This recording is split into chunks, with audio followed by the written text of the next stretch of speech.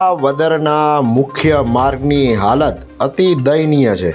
રાજકીય પરિવર્તન છતાં સ્થાનિક સમસ્યાઓની સમસ્યા એની એ જ.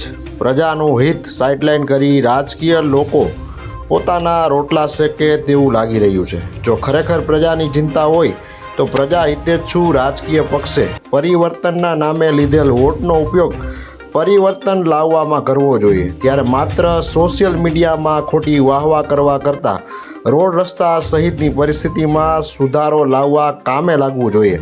ત્યારે રોડ રસ્તા તો ખરાબ છે જ, પણ વરસાદ સમયે કીચડનું પણ સામ્રાજ્ય વધતા લોકોને વાહન ચલાવવામાં પણ ડરવું પડે તેવી વિસાવદરની પરિસ્થિતિ જોઈ લોકોમાં અનેક પ્રશ્ન ઉદ્ભવી રહ્યા છે. ત્યારે આવનારા સમયમાં વિસાવદરની જનતાને પેરિસ જેવા રોડ નહીં પણ વાહન ચલાવી શકાય તેવા રોડ મળશે કે કેમ તે જોવાનું રહ્યું.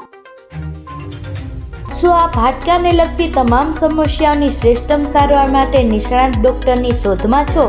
તો હવે હાડકાના નિષ્ણાત સર્જન તેમજ વર્ષોના અનુભવી ડૉક્ટર અમિત બામણિયા દ્વારા વિનાયક ઓર્થોપેડિક હોસ્પિટલ ખાતે હાડકાના દર્દોનું નિદાન અને સારવાર રહેશે ઉપલબ્ધ.